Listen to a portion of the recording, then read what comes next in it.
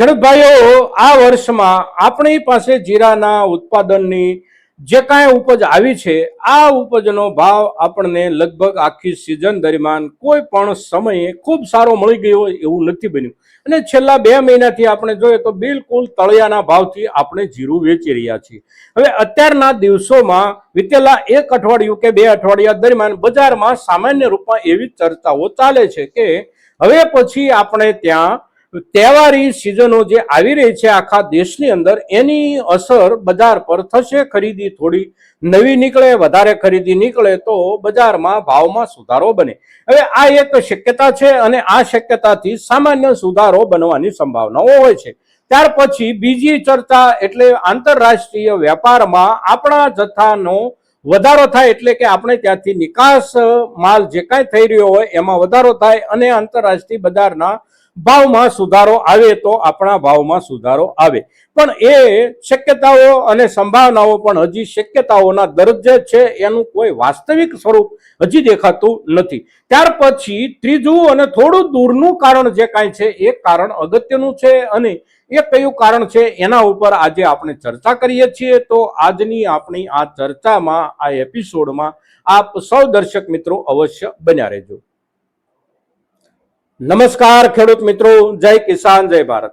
ખેડૂત ભાઈઓ, અત્યારનો આપણો જે કાંઈ જીરાના પાકનો વેપાર થઈ રહ્યો છે, આ વેપારમાંથી 80% વધારે પાક આપણો આપણા સ્થાનિક બજારની એટલે કે સ્થાનિક વપરાશની, આપણી રાષ્ટ્રીય વપરાશની જરૂરિયાતમાં જઈ રહ્યો છે. અને જરૂરિયાત જેટલો માલ બજારમાં આવી રહ્યો છે અને એ જ પ્રમાણે જરૂરિયાત સૌની સચવાઈ રહી છે. આ ભાવથી માલ મળી રહ્યો છે અને આ ભાવથી માલ વેચાઈ રહ્યો છે. એટલે તહેવારોની સિઝનની આપણે વાત કરીએ તો પણ તહેવારોની સિઝનમાં માંગમાં વધારો થાય તો એ કોઈ એટલા બધા મોટા પ્રમાણમાં વધારો માંગમાં થઈ જાય કે આપણા ભાવમાં નોંધપાત્ર સુધારો મળી જાય ને આપણી અપેક્ષા સુધી ભાવો પહોંચી જાય, આવું બનવાની સંભાવનાઓ નથી હોતી. સામાન્ય રૂપમાં સુધારો બની શકે છે.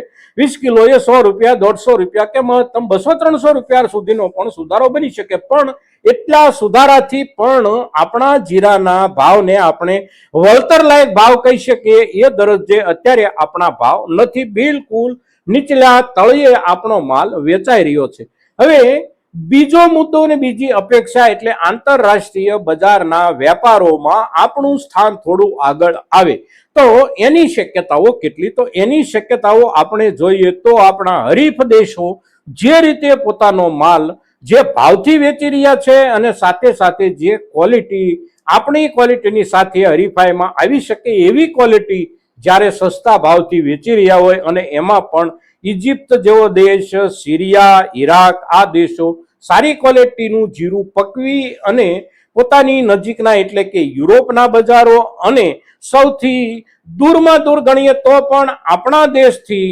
એમને સાવ નજીક છે એવા અમેરિકામાં એમનો જે વેપાર થઈ રહ્યો છે એ વેપાર ભૌગોલિક હિસાબથી અંતરના દરજ્જે આપણે જોઈએ તો પણ ખૂબ નજીક છે. એટલે કાર્ટિંગ ખર્ચ ઓછો લાગે છે અને એની અસર એમને સારા ભાવો ન મળે આપણા કરતા, તો પણ આપણા કરતા વધારે વળતર મળે એવી એમની સ્થિતિ છે, કારણ કે એમને માલ પહોંચાડવાનો ખર્ચ બહુ ઓછો લાગે છે.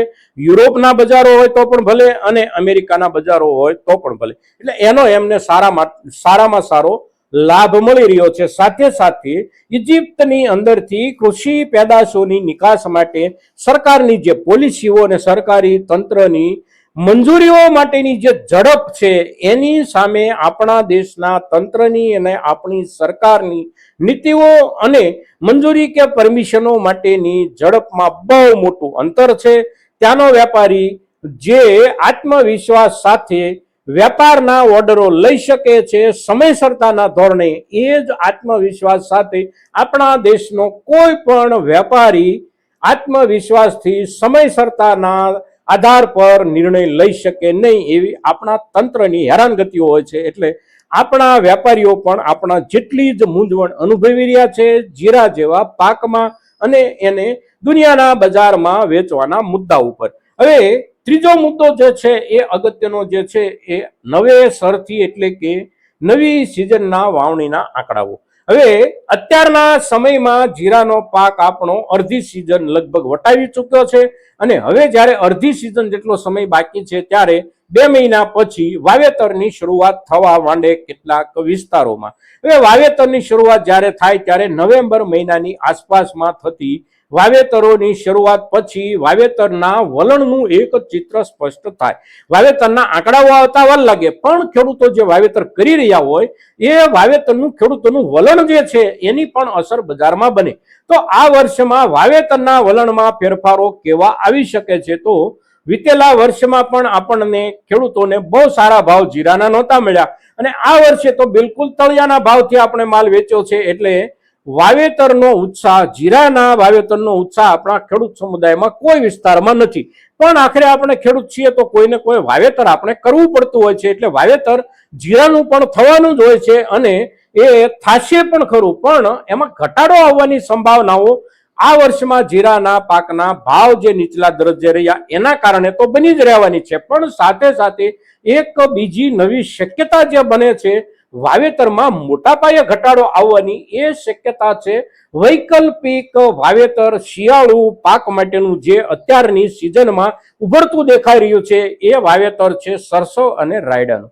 આપણે ત્યાં ગુજરાતમાં સરસો રાયડાનું વાવેતર સૌરાષ્ટ્ર વિસ્તારમાં આપણે ઓછું કરીએ છીએ.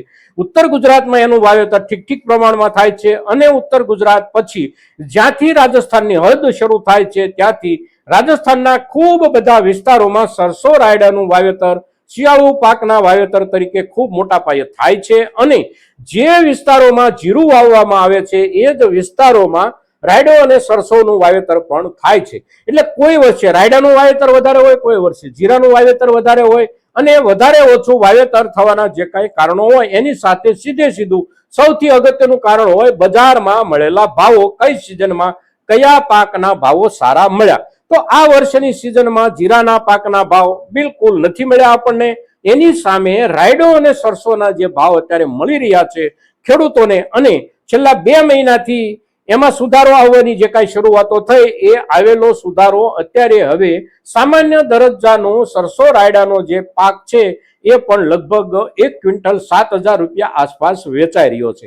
એટલે 20 કિલોમાં જોઈએ તો 1,400 રૂપિયા સુધીનો ભાવ સામાન્ય પાકનો મળી રહ્યો છે. અને સારામાં સારી જે કાંઈ ક્વોલિટી હોય, એટલે કે તેલની ટકાવારી રાયડામાં જે 42% ઊંચામાં ઊંચી ગણવામાં આવે છે, એ દરજ્જાનો જે કાંઈ પાક હોય છે એ પાકને ટકાવારીના ધોરણે, તેલ ઉપલબ્ધિના ધોરણે એનાથી પણ સારા ભાવો મળી રહ્યા છે. અને અત્યારના સમયમાં રાયડાના જે ભાવો મળી રહ્યા છે, સરસોના જે ભાવો મળી રહ્યા છે, આ ભાવ આપણા ખેડૂત સમુદાય માટે નવા વાવેતરના ઉત્સાહજનક ભાવ છે. અને જે વિસ્તારો જીરું વાવતા હોય છે મોટા ભાગે રાજસ્થાનના, એ વિસ્તારો અને એ જિલ્લાઓ એટલે બાડમેર, જેસલમેર, ફલોદી, બીકાનેર, જોધપુર, જાલોર, ખીવસર, મેડતા, એટલે કે રાજસ્થાનનો પશ્ચિમ રાજસ્થાન અને દક્ષિણ રાજસ્થાનનો વિસ્તાર, અને આ તમામ જિલ્લાઓમાં જીરાના પાકની સાથે સાથે રાયડા સરસોનું વાવેતર થતું હોય છે. અને આ વિસ્તારોમાં આ વર્ષમાં અત્યારના સમયમાં રાયડાના સારા ભાવની અસર રાયડાના વાવેતરના રકબામાં વધારાના રૂપમાં આપણને જોવા મળશે. અને જેટલું વાવેતર રાયડાનું વધશે એટલી જ અસર વાવેતર ઘટવાના મુદ્દે જીરાના વાવેતર ઉપર દેખાશે. એટલે 11મો મહિનો આવવાની શરૂઆત થાય, 11મો મહિનો લગભગ પૂરો થઈ જાય ત્યાં સુધીમાં રાયડાનું વાવેતર 10મો મહિનો પૂરો થાય એટલે લગભગ 80% જેટલું થઈ જતું હોય છે. અને 11મા મહિનાની શરૂઆતના એકાદ અઠવાડિયું કે 2 અઠવાડિયામાં રાયડાનું વાવેતર લગભગ પૂરું થઈ જતું હોય છે. એટલે રાયડાના વાવેતરનો વિસ્તાર જેટલો વધશે એટલો જીરાના વાવેતરનો વિસ્તાર ઘટેલો હશે.